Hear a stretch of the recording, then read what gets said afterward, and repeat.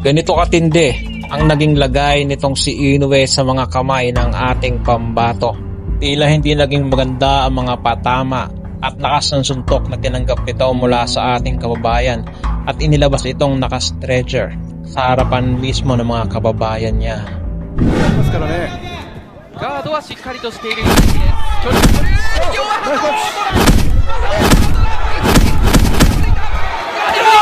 Gusto nyo ba matuto mag-boxing? Siyempre, umpisahan nyo na mag-training. Pero kung binibenta ang mga boxing gloves, boxing equipments, punching bag at kung ano-ano pa, garantisadong magaganda ang mga quality at check nyo lamang sa description at umpisahan nyo ng umorder.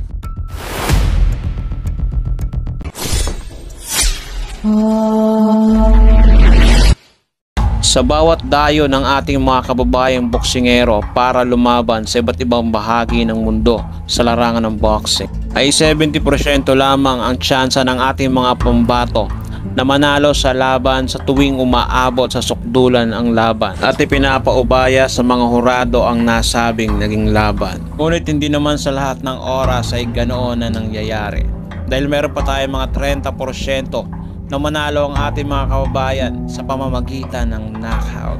Ang ibig sabihin lamang niyan, may pag-asa lamang manalo ang ating mga kababayan kapag dumayo sa ibang bansa ay patulugin ang kanilang mga kalaban at hindi na paabutin pa sa mga hurado ang desisyon ng kanilang naging laban.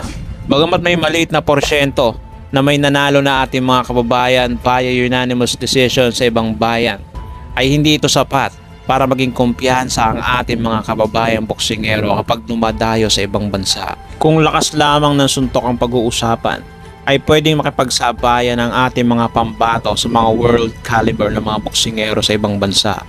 Ngunit kadalasan ay nagkukulang sa ensayo at hindi nakapaghanda na siyang nagiging resulta ng pagkatalo ng ating mga pambato. Ito ay isa lamang sa mga dahilan kung bakit madalas nang bigo ang ating mga kababayan sa tuwing lumalaban na sa ibabaw ng lona sa iba't ibang parte ng mundo. Ganun pa man, ay meron pa rin tayong mga boksingero na may angking lakas na kayang makipagsabayan sa mga malalakas sa boksingero ngayong kasalukuyan. Isa na rito ang ating pambatong si Arnold Garde na lumalaban sa super flyweight division. Hindi man ganon kaganda ang kartada ng ating pambato, ngunit isa lang naman sa mga Inoue ang itinumba ng ating kababayan. Nito lamang December 8, 2024 ay nakalaban ng ating kababayan na nanggaling pa sa angka ni Naoya Inoue. Ito ay si Yuga Inoue. Itong si Yuga Inoue ay pinsan sa kuko ni Naoya Inoue, kaya hindi natin maitatanggi na meron itong dugong Naoya Inoue. At hindi rin naman ito basta-bastang boksingero dahil galing ito sa angkan ng The Monster na si Naoya Inoue. Ngunit biro ko lamang yon na sinabi kong pinsan sa kuko itong ni Naoya Inoue si Yuga Inoue. Maaring magkamag-anak sila, pero maaaring hindi. Halina't panoorin na lamang natin ang naging bakbakan ni Arnold Garde versus Yuga Inoue. Gusto nyo ba matuto mag-boxing? Siyempre, umpisahan nyo na mag-training. Pero kung binibenta ang mga boxing gloves, boxing equipments, punching bag at kung ano-ano pa, garantisadong magaganda ang mga quality at check nyo lamang sa description at umpisahan nyo ng umorder. Yo, welcome dito sa Marv Sports Fight Commentary. Ang bakbakang ito ay Yuga Inoue versus Arnold Garde. Unang round, syempre, tansyahan muna ang dalawang boksingerong ito. Stripe with blue, red, and white itong pambato ng Japan, habang ating kababayan ay may suot na white shorts at red gloves. Overhand galing sa ating kababayan, bahagyang tumama sa pambato ng Japan. Medyo mahaba ang mga galamay nitong pambato ng Japan kung mapapansin nyo, pero mas solido ang pangangatawan ng ating kababayan. Mga 1-2 combination na binitawan nitong Japan ay hindi tumama. So ang ating kababayan ay kalmado lamang, nag-aabang. 1-2, left straight ni tumama. Jab, up, paatras ang ating kababayan dahil sa akmang pag-atake nitong pambato ng Japan. 1-2 combination, overhand galing sa ating pambato na bahagyang tumama sa bandang ulo nitong Japanese fighter. Umira naman sa katawan nitong Japanese fighter na tumama sa katawan ng ating pambato. overhand. Medyo malakas sa mga overhand ng ating pambato, ngunit hindi tumatama ng maayos sa unang round pa lamang ng kanilang bakbakan. 8th round nga pala ito mga kaibigan, ano.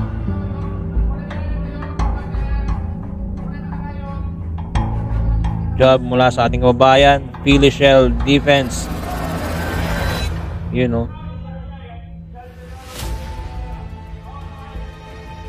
Medyo maganda ang forma nitong pambato ng Japan. You know, ganda ng uppercut, hindi tumama. Basta kayo mga repa. 1-2 combination mula sa ating kababayan. Kumounter naman sa katawan itong pambato ng Japan. Madalas niyang binibitawan ang kanyang mga uppercut, ngunit hindi ito tumatama sa ating pambato. Magandang depensa ang pinakita ng ating kababayan, ngunit patuloy sa pag-atake itong pambato ng Japan. Alright. Sumundot sa katawan ng ating kababayan habang umilag naman itong pambato ng Japan.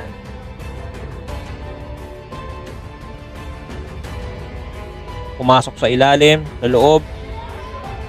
Bumabato itong pambato ng Japan ng mga kombinasyon sa katawan at sa ulo. Gumanti naman ang ating kababayan. Wow! Grabe yung pag-atake nyo. Hindi tumama ang overhand.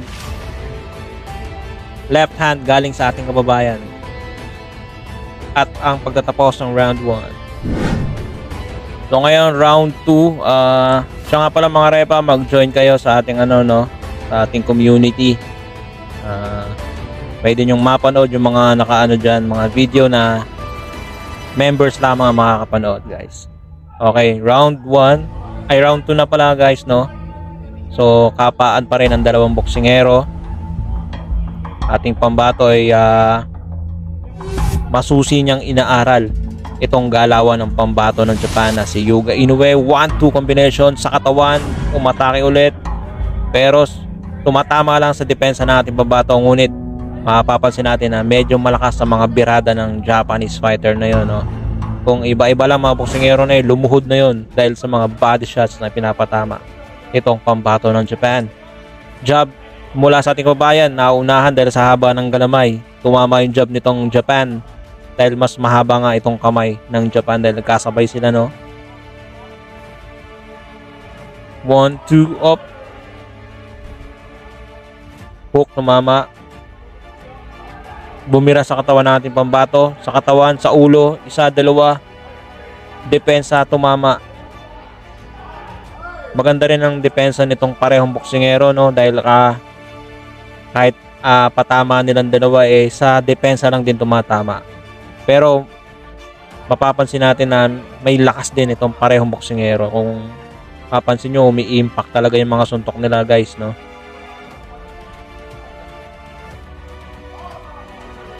Napuna ko lang dito sa kababayan natin, no? Masyadong wild swing lagi siya kung bumabato ng overhand. Nawawala siya sa forma dahil sa pag sumasablay siya sa overhand niya, dahil talagang wild swing talaga siya sa muntok. Habang itong pambato ng Japan, counter punches, maganda, at ang mga suntok niya kalkulado. Isa rin to sa mga problema ng ating mga kababayan, guys, no? Pag sumusuntok, wild talaga. Kaya nasasayang minsan yung mga malalakas na suntok ng ating pambato na hindi tumatama. Kagaya nun, diba, guys, no? Kung pag-uusapan lang talagang mga lakas ng suntok, talagang malakas ng mga Pinoy, diba, guys? Iba lang din talaga ang training ngayon ng mga Japanese fighter. Mas angat ngayon sila, mas disiplinado, mas malinis.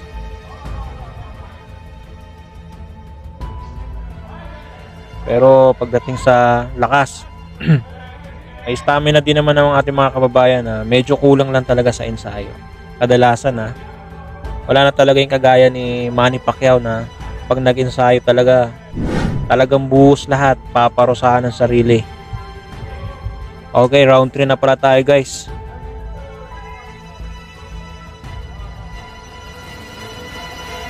Ito na ang round 3, Sino nang lamang guys, no? Sa palagay nyo? Palagay ko kuha ng Japanese yung round and 2, no? Kasi medyo mas maraming binibitawan na kombinasyon itong Japanese habang ating kababayan, no? Bira bumoto pero puro power punches naman ang binabanatan niya. Hindi kagaya nitong Japanese, no? Talagang volume ang binibitawan nitong suntok na mas epektibo sa mata ng judges na kadalasan. Agree ba kayo doon guys? Lagay nyo sa comment section, no? Agree kayo sa sinabi ko na kahit hindi tumatama ng solido pero pag nakikita nila na agresibo itong boxer, mas lamang ito sa mata ng mga judges.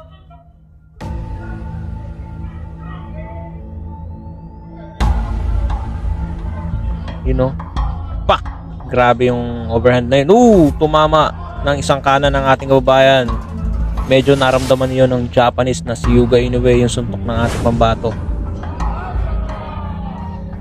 Dikdikan silang dalawa sa gitna ng lona. Uppercut. Delikado yung uppercut nitong Japanese, pag bumibitaw. Pag tumama ng isang maganda sa pangama o kaya sa katawan, talagang iindahin mo. Katulad no, medyo ininda ng ating kababayan guys, no. Napayakap natin ang ating kababayan. Medyo naramdaman niya. Body shots mula sa ating kababayan. 1-2 combination sa katawan at sa ulo. Bumira, gumanti ang Japanese sa ulo. Feint job, feint punches. Wild shot galing sa ating kababayan. Ni tumama.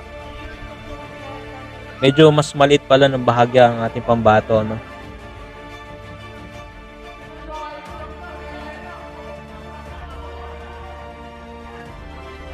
Nagtatansyahan pa rin silang dalawa dito sa gitna ng lona. Body shots mula sa ating kababayan. Tumama iyon. Bumabawi naman yung Japanese ngayon. Yung Japanese naman ang umaatake. Tinamaan ng ating pambato. Medyo napatihaya ang mukha ng ating kababayan ang tinamaan ng suntok mula sa Japanese fighter. Gumaganti ngayon ang ating pambato. Siya naman ang umaatake ngayon guys. Grabe ang laban to. Wild shots. Hindi tumama na naman yung mga suntok na yun ng ating pambato. Nasasayang. Alright. End of the round 3. Round 4 guys, no? Yun na. Umaatake na yung Japanese. Binibira na ang ating pambato ng kanyang mga sunod-sunod na suntok. At pumapasok na rin yung mga suntok nitong Japanese guys, no? Sinasalo na rin itong ating kababayan ng mga suntok nitong Japanese. Paatras naman itong ating pambato, no? Nag-aantay ulit ito ng pagkakataon kapag napagod naman uli itong Japanese, saka naman aatake ang ating kababayan. Ganito yung style niya, no? Papasuntok-suntokan niya itong Japanese sa mga unang minuto hanggang sa mapagod, tapos aatake naman ang ating kababayan. Yan na. Bumibira sa katawan, sa ulo. Pumapasok na rin ang mga suntok ng ating kababayan. Jab, sunod-sunod na jab, sabay straight left. Pumasok galing sa ating kababayan. Jab sa katawan. Jumajab din itong pambato ng Japan. Paalitan ng mga jabs para malinlang ang kanilang kalaban. Yung ba masira mo yung ano niya, yung stand nila. Gamitan mo ng jab. Kaya tama yung ginagawa nila, no? Ginajab nila kapag aatake yun. 1-2 combination mula sa ating kababayan. Tumama. Ang lakas ng patama na yun galing sa ating kababayan. Yung mga suntok ng Japanese medyo nabawasan yung lakas, no? Siguro dahil napagod, pero papasok. Grabe. Ang ganda ng mga patama nitong Japanese, no? Itong kamag-anak ni Naoya Inoue. Umilag sa counter ng ating kababayan. Matapos sumuntok, umilag dahil may counter ang ating pambato. Alright. Napakaganda ng palitan nila ng suntok.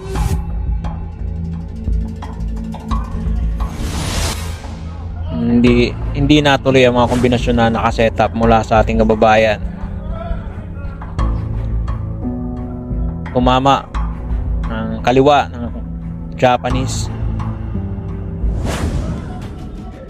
Yun na, umatake na. Malapit na sana. Medyo nanghina. Medyo nanghihina tong Japanese, no guys, no? Parang napagod yata sa mga kaka-atake dito sa ating kababayan. Medyo matigas kasi itong ating pambato, no? Kahit marami na rin sinalo eh. Malakas pa rin. Yan ang isa sa mga abilidad ng ating mga boksingero Pilipino, no? Kahit na mabubugbog mo, pero pag sumuntok pa rin yan, malakas pa rin. Diba guys? Kaya pag ikaw, kaya kapag yung mga dayo, no, ay mga ibang lahi pagkalaban ng Pinoy, no, kailangan mapabagsak na nila talaga yung Pinoy kasi pwedeng magbago ang laban hanggat hindi pa natutumba ang Pinoy. Right, round 6 na tayo guys, no. Medyo pasulong na itong ating pambato. Pero delikado pa rin itong Japanese to, you know? Oh, wow! Hindi tumama. 1-2 kombinasyon mula sa ating pambato. Nakipagsabayan sa gitna. Ang ating kababayan. Pinakitaan ng tapang, grabe. Sinaway ang ating pambato dahil sa ulo ata. Hindi ko alam anong inano ng Japanese na referee na yan. Grabe yung palitan nila sa gitna, no? Hindi tumama yung Japanese, pero yung Pinoy, pasok yung mga body shots. Bumibira sa katawan. Sinasalo ng ating kababayan. Tumama na naman ang Japanese fighter na si Yuga Inoue. Grabe, tuloy-tuloy ang kanyang pag-atake sa ating kababayan. Habang nakasalag itong ating pambato na hindi gumagalaw sa gitna. Medyo tumitsempo ng isang counter ang ating pambato kaya hindi siya umaalis. Pasulong talaga ang ating kababayan, hindi nasisindak. Tumama na ang overhand ng ating pambato. Palitan sila ng mga patama sa katawan, patibayan ng bodega. Grabe. Ang ganda ng palitan ng dalawang boksingero. Makikita natin dito sa Pinoy, no, pasulong na siya, no, habang patapos na yung laban. Pasulong itong ating pambato. Makikita na hindi talaga ito aayaw ang ating kababayan dito sa pambato ng Japan na si Yuga Inoue. Pinipressure niya itong pambato ng Japan. Whoop! Grabe, na-outbalance siya doon. Habang pasulong din itong Japanese. Matibay din guys, no. Pero mas marami atang tinanggap itong ating kababayan, pero nananatili pa rin na matibay at nakatayo sa ibabaw ng lona. Dito mo talaga mapapansin na ang dugong Pilipino ay talagang hindi umaayaw sa kahit anong digmaan. Tinamaan ng jab ang ating pambato. Medyo nagpakita ng liksing galaw itong pambato ng Japan. May natitira pa. Bumibira ng mga sunod-sunod na kombinasyon sa katawan habang ating pambato ay sumasalag lamang. Tila nag-aabang ng isang magandang counter na ipapatama. 1-2 combination, yun ang sinasabi ko na inaabangan ng ating kababayan. Yung pinapagod niya itong Japanese hanggang sa atake siya. At ang pagtatapos ng round 6, ngayon pagpasok nitong round 7, umatake agad itong Japanese fighter at nagreklamo sa referee na ginagamitan daw siya ng balikan. Grabe. Gusto ata nitong Japanese na tapusin na ang ating kababayan dahil na non-stop na ang kanyang pag-atake. Tila hindi siya papayag na matalo harapan mismo ng kanyang mga kababayan. Kaya ganito ang kanyang ipinapakitang performance. Grabe. Gumante ang ating pambato. At nakatama sa katawan hanggang sa ulo. Grabe. Nice shot mula sa ating kababayan. Grabeng tapang na ipinakita ng ating kababayan. Kung sa puntusan, lamang yung Japanese guys, no? Kasi talagang ang sipag sumuntok. Abang ating kababayan parang knockout ang gusto nito dahil nakaabang. Yung alam mo yung sinusuntok-suntok mo tapos hindi gumagalaw. Expect mo yan na kaka-counter yan ng isang malakas. Kagaya ng ginagawa ng ating pambato ngayon. Nag-aabang siya. Parang style Gervonta Tank Davis. Ang style ni Gervonta ganito eh. Parang knockout sa kanya. Hindi marami kung sumuntok. Bihira lang pero power punches lahat. Kaya pag tumama, knockout talaga. Kaya mataas ang knockout percentage ni Tank Davis, guys. Kasi ganun ang style niya. Kaso pag pansin nyo, pag hindi niya napatumba yung kalaban hanggang round 12, no? Controversial, 'di ba? Kasi parang lamang talaga yung kalaban dahil mas marami sumuntok. Parang ganito rin yan, guys. Tignan mo yung kalaban, no? Yung Japanese. Grabe sumuntok, sunod-sunod. Tapos itong ating pambato, puro depensa na nag-aabang ng isang magandang opportunity na ma-open to at mapatama ang kanyang itinatago-tagong power punches. Ayun na, tumama na sa katawan, sa ulo, kaliwat kanan, binitawan na ng ating kababayan. Gumanti naman itong Japanese, nakaramdam na itong Japanese sa ating suntok, sa suntok ng ating kababayan. Alright, grabe. Sabihin mo huwag siya maingay. Yun na, napagod, nakaramdam ng pagod ang parehong boksingero pero nananatili sa gitna at nagpapalitan ng suntok. Grabe ang tapang na ipinapamalas ng dalawang boksingero na to. 1-2 galing sa ating kababayan, pumasok, tumama na naman. Ayun na ang sinasabi ko, inaantay niya na mapagod itong Japanese. Grabe. Ito pa lang, round 7 pa lang. Round 6 pala yung kanina, guys, no? Grabe yung iniwan nilang laban sa round 6, guys. Eto na, dikdikan na naman pagpasok ng round 7. Ang ganda ng laban.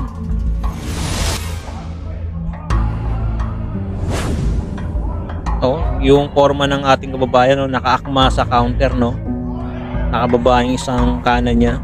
Parang Philly shell. Tapos kapag hindi siya nakaporma, taas ang dalawang guard niya. Grabe itong Japanese, guys. Tuloy-tuloy pressure sa ating pambato. Tuloy-tuloy din ang pag-atake. Talagang hindi mo malalamangan to sa puntos eh. Makikita mo talaga yung kasipagan sumuntok, guys. Pero ang tibay ng Pinoy kahit marami nang natanggap. Ayun! Oh! Grabe! Ang lakas ng patama.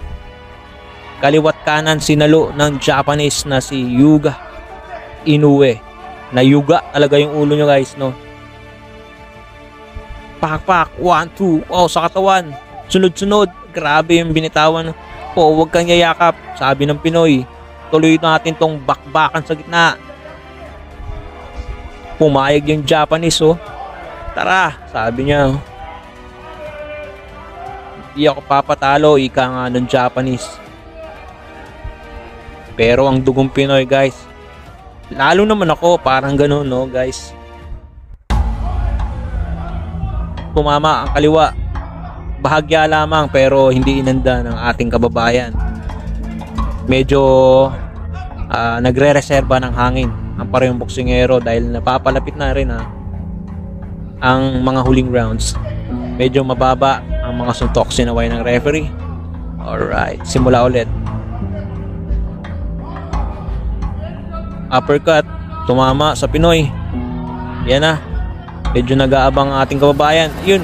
Ayun. Galing umilag ng Japanese pero tumama. Walang galing-galing sa pag-ilag sa mga birada nitong pambato natin. Grabe yung atake ng Japanese, guys. Malalakas pa rin. Parang nire-reserva niya. Ayun. Kaliwat kanan, binigyan, tumama. Grabe yung init ng laban na to. Nag-aapoy ang low ng kanilang kinatungtungan, guys. Alright.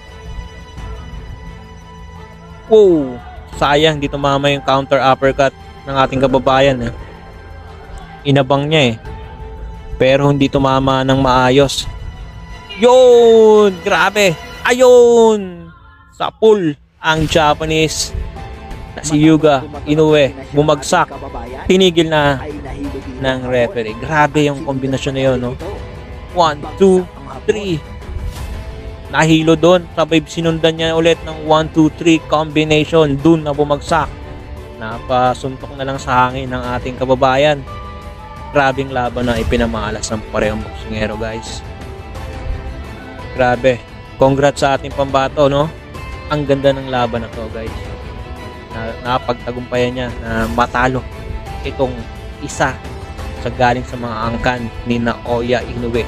Patindi rin, guys, no? Patindi rin itong Inoue na to. Ang galing bumitaw ng mga kombinasyon. Congrats sa ating pambato. Tignan nyo naman yung Japanese, no? Hindi maganda yung lagay. Grabe yung suntok natin na mo niya, grabe. Nilabas ng naka-stretcher. Congrats sa ating pambato, no? Grabe, ang ganda ng laban. ガードはしっかりとしている。距離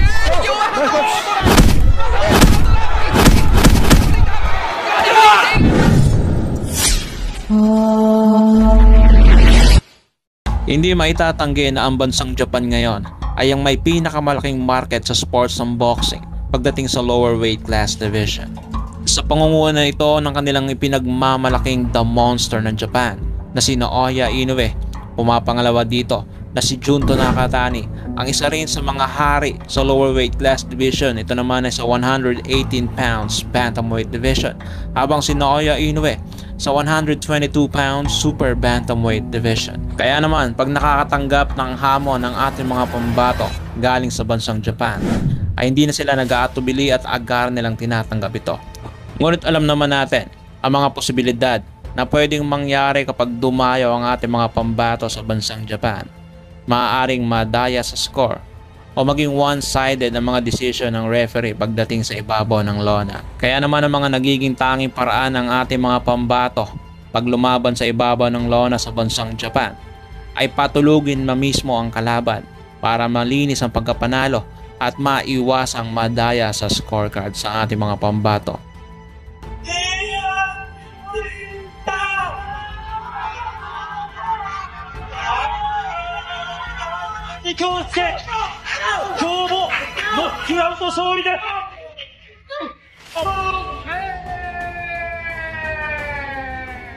Ito lamang ay dumayo ang ating pambatong si Gio Santissima sa bansang Japan para kalabanin ang kanilang pambatong nagngangalang Hiro Ichimichi.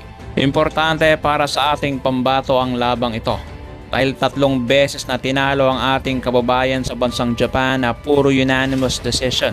Kaya naman ito ang pagkakataon ng ating kababayan para makakuha ng isang malinis na panalo sa ibabaw mismo ng lona ng bansang Japan. Narito at ating panoorin ang kanilang naging bakbakan. Gusto nyo ba matuto mag-boxing? Siyempre, umpisahan nyo na mag-training. Pero kung binibenta ang mga boxing gloves, boxing equipments, punching bag at kung ano-ano pa, garantisadong magaganda ang mga quality at check nyo lamang sa description at umpisahan nyo ng umorder.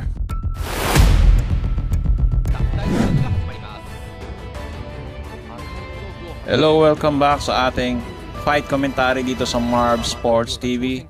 Ngayon ay mapapanood natin ang bakbakang Gio Santissima versus Hiro Ichimichi. Kakapansin natin dito na medyo kalmado pa ang ating pambato at ganun din ang pambato ng Japan. Bagyang bumibitaw ng mga jab ang ating pambato at kumakaunter naman agad itong pambato ng Japan.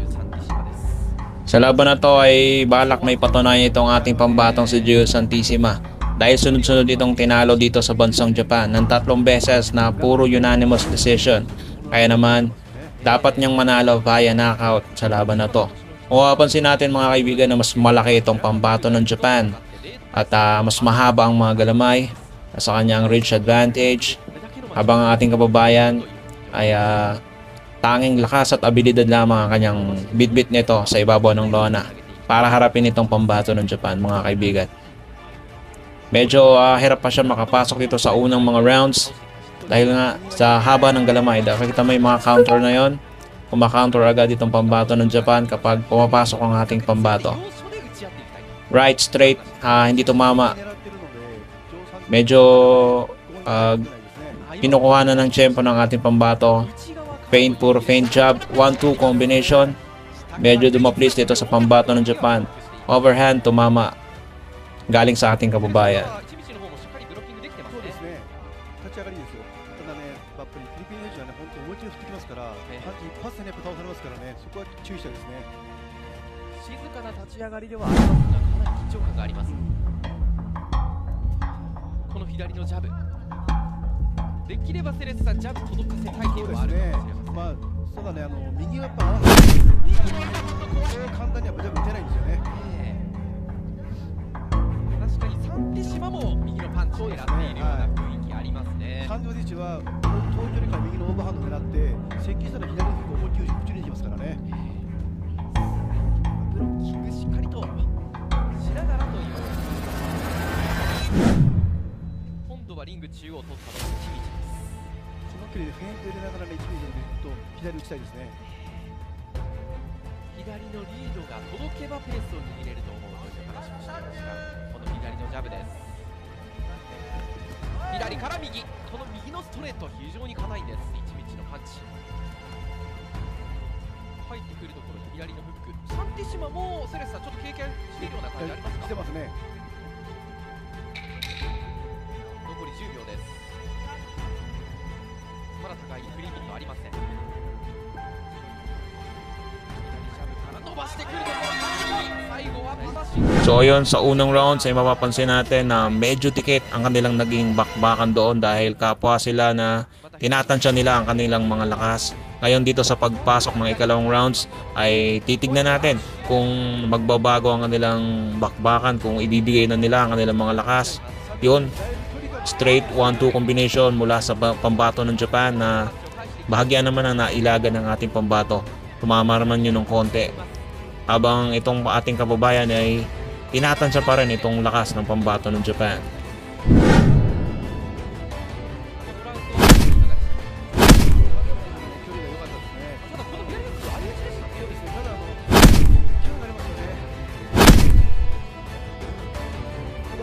At hanggang sa sumapit na nga ang ikatlong round na kanilang bakbakan at mapapansin natin na tila bumabayo na ang ating pambato. Puro power punches na pinapakawala ng ating kababayan dahil napansin nito na tila ininda ng Japanese ang suntok ng ating pambato.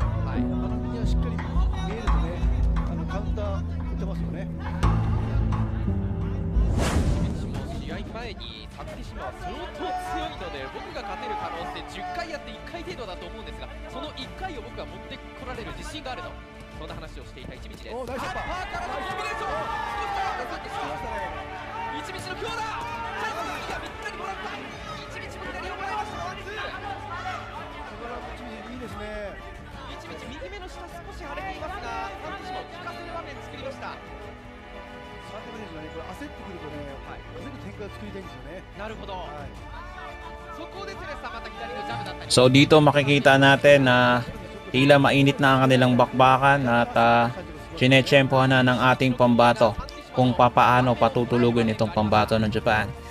Yun, tumama ang kanan ng ating kababayan. Ayan na, attack mode ng ating pambato. Yun, 1-2, tinamaan ng overhand ang pambato ng Japan. Ayun, nagrogi.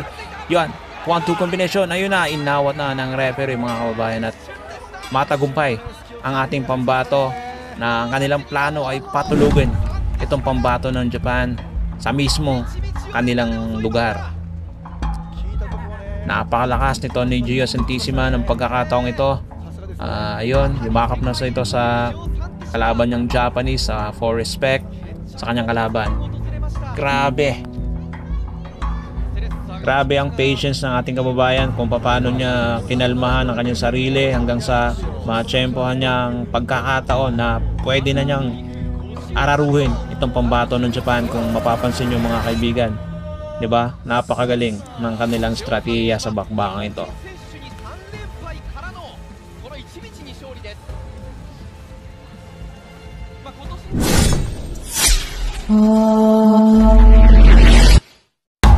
Ngayong nasuspinde ang ating pambatong si Janriel Casimero sa bansang Japan sa loob ng 1 taon, ay kalat na rin ng balitang hindi na daw lalabanan ni The Monster na Oya Inoue ang ating pambatong si Janriel Casimero. Ayon yan sa kanyang manager na si Ohashi. Sa kadahilan ng nabiguraw si Janriel Casimero na makuha ang tamang timbang sa 122 pound super bantamweight limit. Sobrang big deal para sa kanila ang 1 pound na sobra ng ating pambato. Gayong hindi naman title fight ang naturang laban. Hindi natin mawari kung nagdadahilan na nga lamang ba ito para iwasan ang ating pambato o sadyang nararapat lamang na magkaroon ng leksyon ang ating kababayan dahil sa kanyang ginawa sa Japan. Ganun pa man, tila na pagtatanto ng marami na iniingatan na lamang nila ang boxing career nitong si Naoya Inoue dahil tila ba aminado ang mga ito na ang kamao ng mga Pinoy ay sadyang napakadelikado. Tulad na lamang ang isang boksingerong nanggaling pa sa angka ng mga Inoue dahil tila nagkamali ito ng mapiling kalaban dahil ang kanyang nakatapat ay ang Pinoy na may napakadelikadong kamao. Finish him! Tila isang bagyo na nananalasa ang mga Japanese fighter sa mababang timbang sa pangunguna ng tinaguriang The Monster ng Japan na si Naoya Inoue. Tila isang pader na kaharang na mahirap tibagin dahil sa matibay na pundasyon nito. Ngunit hindi sa lahat ng oras ay nasa kanila ang mga tagumpay at panalo. Dahil meron pa tayong isa pang pambato na nasa mababang timbang na light flyweight division na may kasalukuyang hawak na WBO Asia Pacific na may kartadang 12 wins, 6 losses at may 1 talo pa lamang. Itong nakalipas na taon ay nilampaso nito ang pambato ng Japan na si Ryoyo Yamanaka sa loob lamang ng 2 rounds. Dahil sa napaka-impresibo ng pagkapanalo ng ating kababayan laban sa kanilang pambato, ay tila hindi nila matanggap ito. Kaya naman itinapat nila ang isa sa mga kadugo ni Naoya Inoue. Ito ay nagngangalang Takeru Inoue. Abril 21, kinasang bakbakan na Bison versus Inoue sa Osaka, Japan para depensahan ang ating pambato ang kanyang titulong WBO Asia Pacific. Sa pagdayo ng Pinoy para labanan itong si Takeru Inoue ay tila tanaw na ng mga Hapon ang kanilang tagumpay dahil sa taas ang tingin ng mga Hapon sa kalidad ng mga boksingero sa angka ng mga Inoue. Sa unang rounds pa lang ay nagpakitang gilas na kaagad ang ating kababayan. Nagpakawala ito ng kaliwat kanang kombinasyon laban sa pambato ng Japan na si Inoue.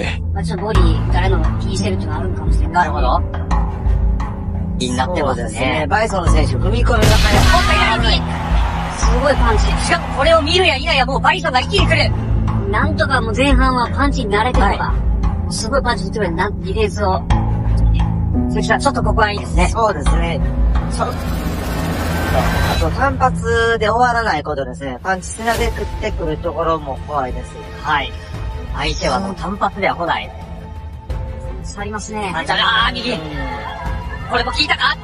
井上ちょっと丸まった。ガードでこらえる。この間にボディにも放ってくる。もう上下どんどん打ち分ける。バイソン一気に来た。バイク一気に来た。ここはピンチか。井上耐えるか。井上耐えたい。井上耐えたい。バイソンが一気に来る。バイソン一気に来た。しのぎたい。そう、クリンチでもなせばいいので、ちょっともう一番はクリンチでするが、もうかなり顔が好調しています、井上。プロの世界に入ってきました。ワンツー、ね、もうちょっと改めたいので、ここはなんとかね、はい、このラウンドは。甘い。バイソン。バイソン打ってきます。ちょっと今距離をキープしてもいいの。アッパー、今度アッパー非常に硬いです。バイソンチも本当にハンドスピード速いですよね。危ない。Dito sa ikalawang rounds ay tila kapansin-pansin ang pagiging matibay nitong Japanese fighter. Kahit na ilang patama ang binitawan ng ating kababayan ng mga sulido, ay tila hindi ito natitinag. 48.9 ライトフライでいただってわけです。はい。バイソンはちなみにリーチは168センチ。データがあります。そのまま効いてしまったか。ちょっと弱めいた。ストレートを次は上、下の左に振ってくるんですよね。はい。相手がボディ打ってきたらもう次は上来るもんと思ってちょっと警戒してほしいですね。なんとかこらえて、その後ジャブルはここは大きなもうジム側にバイト右でもうこのパンチのドスンという音が響き渡るですね。ガードの上を叩く音はでもすごいですね。はい。すごい右。YouTube の方では今日はもうフィリピンから多くの人がこの試合を見ています。今度は左です、バイソン。ちょっと攻め手がなくなったか、井上。なんと強いですね。速いんですよ、ほんで。バイソン選手、ボディ打たれると少しそこに活路を見出せるか、井上翔で。第2ラウンドも終盤まで入りました。今のタイミング良かったですね。はい。最後しかし。Sa pagpapatuloy ng kanilang bakbakan ay umabot sa kalagitnaan ng kanilang bakbakan dahil nakarating na sila sa round 5 dahil sa tibay na ginawa ng Japanese fighter. Ngunit litaw na litaw ang kalamangan ng ating kababayan sa bakbakang ito. 相手の打ち終わりでした、バイソン。井上が西に寄る。そして今いいパンチが当たった。ちょっと効いたか、ちょっと効いたか。いい左。思わずクリンチ逃げようと左でした。そしてボディから上。右も当たった、右も当たった。今のいいパンチ。Sa pagpasok nitong ikapitong round sa ikapansin-pansin na ang panghihina nitong Japanese fighter dahil sa mga tinamong suntok na nanggaling sa ating pambato. Ngunit hindi dapat pakampante ang ating pambato dahil nakatungtong ito sa lona ng mga Japanese fighter. Nararapat lamang na patumbahin nito ang kanyang katunggalin sa ganon ay malinaw ang kanyang pagkapanalo. しかし左のボディを返した。ワンツースリー。ボディに活路を見出した井上翔。4戦4勝。まだまだ盛り上がってますね。しかしバイソンクレバー。左右。接近戦に活路を見出したが、ちょっと右。当たりました。この攻撃を続けたい。不用意に入らずともしかし攻めたい。このもどかしい状況、なんかできるか。右、どこに入った。コーナーに詰まった、コーナーに詰まった。立ち乗りだ、バイソン。Sa pagpasok ng ikasyam na rounds ay tila mapapansin natin na sinasalo na lamang ng Japanese fighter ang mga suntok ng ating kababayan. Talaga namang napakatibay din itong Japanese fighter dahil nananatili pa rin itong nakatayo sa kabila ng mga suntok na tinamon nito mula sa ating kababayan. Kinakailangan na lamang nito ng knockdown na puntos para manalo sa ating pambato.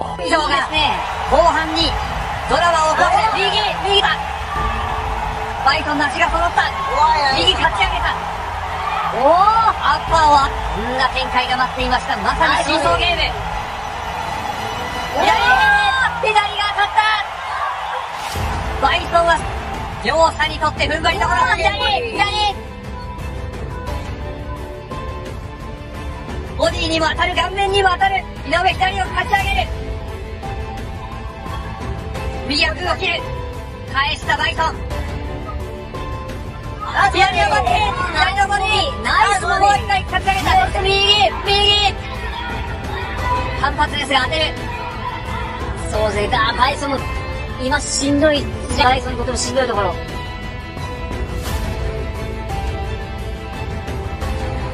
っ張りどころです。左を食った。バイソンも当てる。そして右、バイソンも返す。コーナーに行くという感じ。井上ボディのショート連打。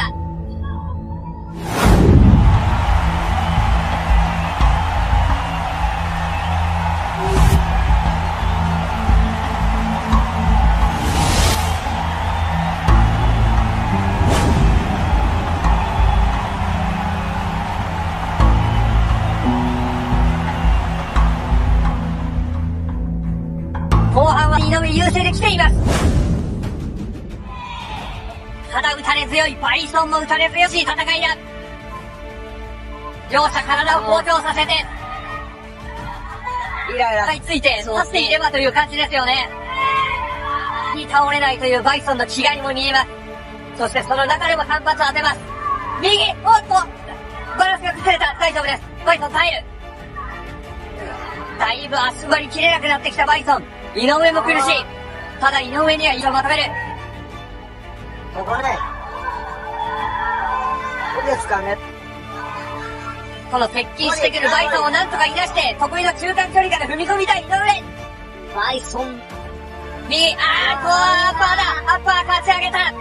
素晴らしいアッパーだ。しかしそれでも10ラウンド大詰め。アジアパシフィックのライトフライ級タイトルマッチ。初防衛戦バイソンに対して、 Bago maubos ang oras dito sa huling rounds ay naka-score pa ng knockdown ng ating kababayan nang tamaan ito ng isang malutong nakana ng Japanese fighter. いった、おっと、あーっと、これはなんすか。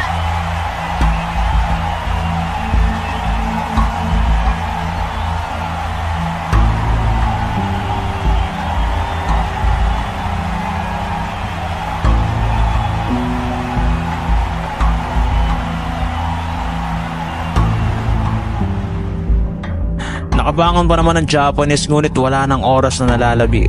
Kaya naman matagumpay ang ating kababayan na madepensahan ang kanyang titulo dito sa pambato ng Japan na si Inoue.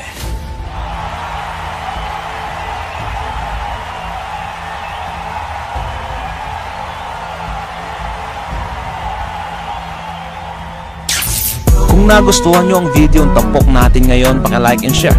Mag-iwan ka na rin ng comments para sa iyong saloobin. At kung bago pa lamang dito ay paki-subscribe at huwag kalimutang pindutin ang notification bell button para updated ka sa mga umaatikabong videos tulad nito.